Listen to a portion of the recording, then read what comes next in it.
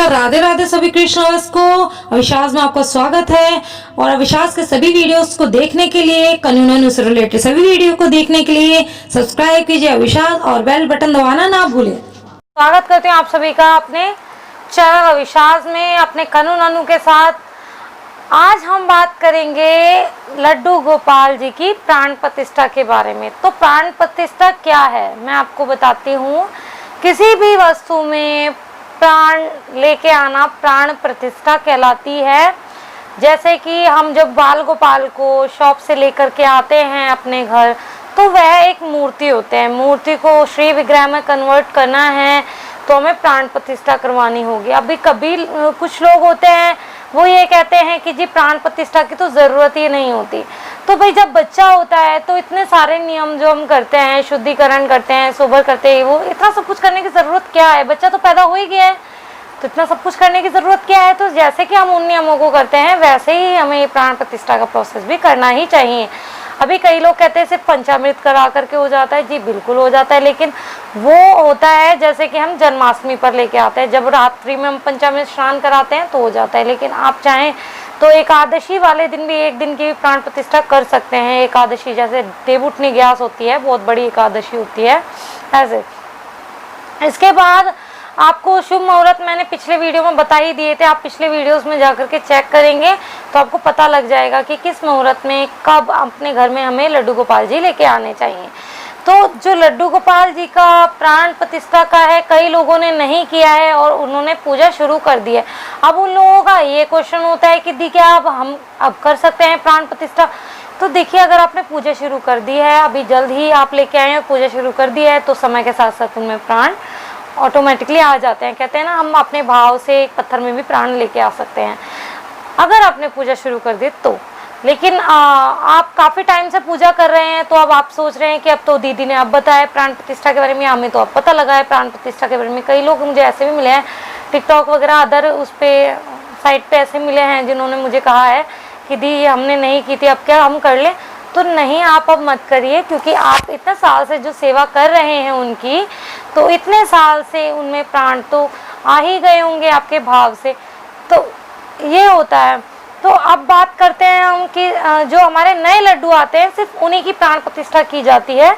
जो पहले से आ चुके होते हैं या जिनकी पूजा शुरू कर चुके होते हैं, जिनकी सेवा शुरू कर चुके होते हैं, उनकी प्राण प्रतिष्ठा नहीं होती है। अगर अब क्वेश्चन क्या है कि कई लोग किसी के सेवित लड्डू गोपाल अपने घर पर लेके आते हैं सेवा के लिए, जैसे कोई और नहीं करना चाह रहा है तो वो ले आते हैं।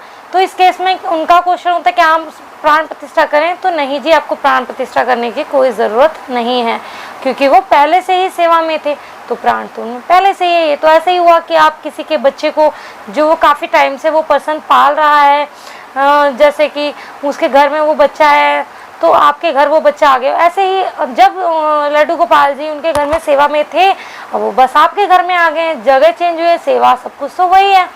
तो अब मैं ज़्यादा वीडियो को लंबा ना खींचते हुए आपको प्राण प्रतिष्ठा की विधि बताती हूँ। तो प्राण प्रतिष्ठा का प्रोसेस 5 दिन का होता है। छठे दिन हमने प्राण प्रतिष्ठा के प्रोसेस को कंप्लीट करते हुए पंचामृत स्नान कराना होता है। पंचामृत स्नान में बार बार आपको हर वीडियो में बता चुकी हूँ, दूध, दही, घी, शहद और शक्कर मिला करके हमारा पंचामृत बनता है, जिससे हम लाला को स्नान कराते हैं। और इसके बाद मैं आप सभी को बता दूं कि जो 5 दिन का ये प्रोसेस होता है, इस बीच आप कोशिश कीजिए अगर आपके घर में नॉनवेज वगैरह खाते हैं तो ना खाएं। अब इसके लिए क्या करना है, आप हो सके तो कोई न्यू बर्तन लीजिए, नहीं है तो कोई पुराना और साफ बर्तन। लेकिन हाँ, कभी अगर आपके घर में जैसे नॉनवेज खाते हैं तो वो नॉनवेज बनाने में यूज़ ना हुआ हो। जैसे कि कुछ पतीले होते हैं जिनमें खाली हम दूध ही उबालने के लिए करते हैं उनको, उसके अलावा दूध के अलावा कुछ नहीं होता, ऐसे भी पतीले आप ले सकते हो। या हो सके तो जब आप इतना खर्च कर रहे हो तो एक पतीला भी ले ही आइए। तो इसमें आपको क्या करना है कि एक जो पतीला है आपने लेना है, मैं पूरा ऐसे डेमो करके नहीं दिखा सकती हूँ क्योंकि मेरे लाला प्राण प्रतिष्ठित है दोनों, और न्यू लाला मेरे पास अभी है नहीं ऐसे कि किसी के मैं प्राण प्रतिष्ठा करके दिखाऊँ। अगर मिले ऐसे करने के लिए तो मैं ज़रूर करूँगी। वैसे प्राण प्रतिष्ठा कहते हैं अपने घर पे करनी चाहिए। तो आपको वो बर्तन लेना है। पहले दिन आपको चावलों में रखना है। चावल कैसे होने चाहिए? पूरे होने चाहिए, किनकी नहीं होनी चाहिए, पूरे जो अक्षत जिन्हें कहते हैं, जो पूरे चावल होते हैं, टूटे हुए नहीं हो, तो आपने वो लेने हैं। आपने थोड़े से चावल नीचे बिछाने, लाला की आंखों पर पट्टी बांध देनी है।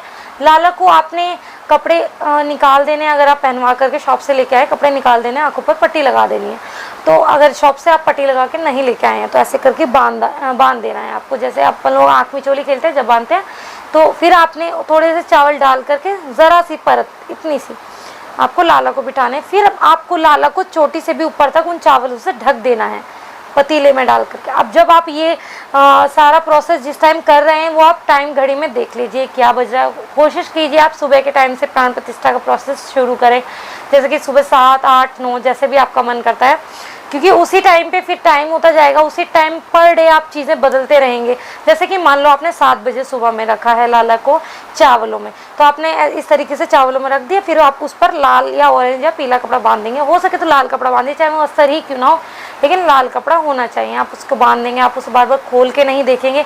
हो सके तो ये प्रोसेस एक ही पर्सन करे, बार बार पर्सन बदले ना, ठीक है। और उत्तर और पूर्वी दिशा की ओर इस पतीले को ऐसी जगह रख दे जहाँ बार बार हर कोई ना छेड़े। इसमें आपको पूजा भी नहीं करनी है, भोग भी नहीं लगाना जब तक ये प्रोसेस चल रहा है। कहीं आप सोचें कि चलो लाला को निकाल के देख लेते हैं, चलो पूजा का समय है तो लाला को निकाल लेते हैं, ऐसा नहीं आपने करना। तो आपने पहले दिन चावलों में रख देना है, सेकेंड डे आप चावलों में से निकालेंगे। उन चावलों को आप चाहें तो मंदिर में दान करके आ सकते हैं। मैं साथ के साथ ये भी बता रही हूँ आपको उस चीज़ का करना क्या है, कहीं आप कन्फ्यूजन में रह जाएं। या आप हो सके तो अपने घर के अन्न में ही मिला दीजिए। इसे कहते हैं अन्न धन की कमी कभी भी घर में नहीं होती है, कान्हा जी की कृपा से। सेकेंड डे आपको साबत मूंग में रखना है उनको। साबत मूंग यानी हरे वाली दाल, आपको साबत मूंग में रखना। सेम आपको ऐसे करना है, थोड़ी सी दाल नीचे बिछानी है, लाला को बिठाना है और फिर से उनको ढक देना है। मतलब आपको ये प्रोसेस ऐसे ही करना है, ना लाला को नहलाना है बीच में, ना कुछ भी करना है, पूजा भी नहीं करनी। फिर सेम एक जगह साफ सुथरी बना लीजिए, जैसे मैंने बताया उत्तर या पूर्व में, वहाँ आप रख देंगे, ठीक है। या उत्तर पूर्वी कोने में भी आप रख सकते हैं, ठीक है। आपके मंदिर में इतना स्पेस है तो आप वहाँ एक कॉर्नर पे रख सकते हैं, पर आपने पूजा नहीं करनी है, ठीक है। तो आपने ऐसे ही फिर उस पर कपड़ा लगा देना है, फिर आपने बांध देना है। फिर थर्ड डे आप चावलों दाल से निकाल करके आप सब्जियों में रख देंगे।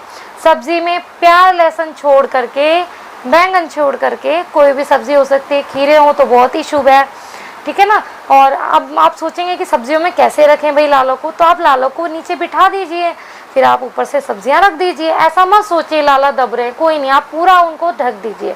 फिर आप कपड़े से बांध करके फिर से उनको रख दीजिए। फिर आप उसके नेक्स्ट डे यानी फोर्थ डे आप उन्हें फलों में रखेंगे। फलों में आप कोई भी फल ले सकते हैं, जो भी मौसम में आपके फल, जिस भी मौसम में लाला आपके आए हैं उस मौसम के अकॉर्डिंग जो भी फल मार्केट में मिल रहा है इजीली, आप वो फल ला करके लाला की प्राण प्रतिष्ठा के लिए यूज़ कर सकते हैं। अब आप दाल को भी दालों में मिला सकते हैं, आप सब्जियों में भी सब्जियों को मिला सकते हैं, ठीक है ना। हाँ, उन चीज़ों का भोग कोशिश कीजिए कि लाला को ना लगे। बाकी कोई बात नहीं, अगर लग भी जाता है तो इतनी कोई प्रॉब्लम नहीं है बड़ी, क्योंकि घर में हैं, बच्चे हैं, जब बच्चे ही मान लेंगे तो घर के हर चीज़ बच्चे खाते ही हैं।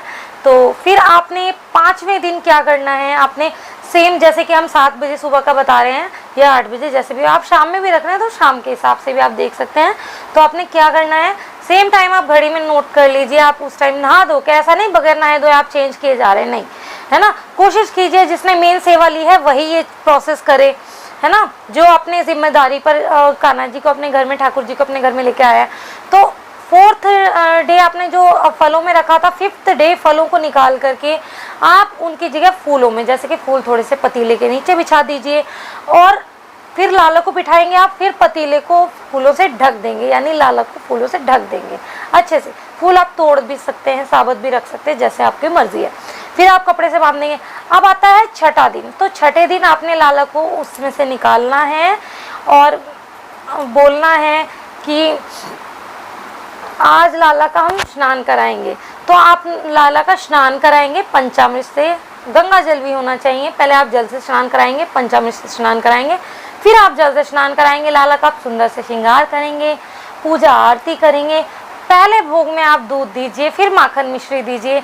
इस तरीके से आप भोग की शुरुआत कर सकते हैं। अब आप भोग पूछेंगे कि पहले हमें क्या लगाना है, तो आप चाहें तो 6 महीने साल तक खाली दूध पर भी लाला को डिगा के रख सकते हैं। अगर आप चाहते हैं सिर्फ 6 महीने रखना है, जैसे हम अपने बच्चों को रखते हैं, आप वैसे भी रख सकते हैं। या आप जैसे चाहते हैं कि आपको क्या नाम है, अभी से ही कुछ छठी के बाद ही देना शुरू कर देना, तो आप वैसे भी कर सकते हैं, आपकी इच्छा है, ठीक है ना। कम मिर्ची वाला दे सकते हैं, आपकी इच्छा है। मतलब आप अपने बच्चे को जैसे कि रखते हैं बिल्कुल वैसे ही, कोई ऐसी पाबंदियां नहीं है। कान्हा जी तो प्रेम के बुके हैं, ठीक है ना, भाव के बुके हैं। तो आप इस तरीके से, और हाँ, लाला का नाम ज़रूर बोल दीजिएगा कानों में, हो सके तो पहले ही दिन बोल दीजिए जब आप उनको पंचामृत स्नान कराते हैं। नहीं हो पाता है तो आप छठी तक डिसाइड कर लीजिए, तो छठी पे कानों में 3 बार लाला का नाम बोल दीजिए कि लाला हम आपका नाम ये रखना चाहते हैं और प्यार से आपको ये बुलाना चाहते हैं। जैसे कि मेरे कन्नू है, इनका नाम कान्हा है, इनका नाम वासु है, तो मैं प्यार से कन्नू बुलाती हूँ, ठीक है ना। ऐसे ही नन्नू है, इनका नाम देव है और मुरली है, इनको मैं नन्नू बुलाती हूँ। तो आप भी ऐसे ही नाम रख सकते हैं, कई सारे भी नाम रख सकते हैं अपने घर में। अलग अलग सदस्य जैसे अपने घर के किसी बच्चे का नाम रखते हैं प्यार से, अपने हिसाब से सभी रख सकते हैं। अब आप ये सोचेंगे कि जब हम डेली उन चीज़ों को बदलेंगे तो क्या पतीले को भी बदलना है, क्या पतीले को धोना है? तो आपने ऐसा कुछ नहीं करना है, आपने बस उस पतीले में से चीज़ निकाल के दूसरी चीज़ में ट्रांसफ़र कर देना है। तो मतलब कि जैसे आपने चावल निकाले तो वो आप चावल दूसरे पतीले में रख लेंगे, लेकिन उसी पतीले में जिसमें आप प्राण प्रतिष्ठा का प्रोसेस कर रहे थे उसी में ही दाल भरेंगे, है ना। तो ये होता है आपका प्राण प्रतिष्ठा का प्रोसेस। आई होप मैंने बहुत अच्छे से समझाया होगा। अगर आपको फिर भी कहीं कमी लगती है, कहीं और भी कोई क्वेश्चन आता है, तो आप मुझे कमेंट बॉक्स में पूछ सकते हैं या मुझे इंस्टा पर डीएम करके पूछ सकते हैं। मेरी इंस्टा आईडी है शिवानी.0808, तो आप वहाँ पर भी डीएम करके मुझसे पूछ सकते हैं। तो इसी के साथ राधे राधे। आप सभी पर बिहारी जी की कृपा सदा बरसती रहे।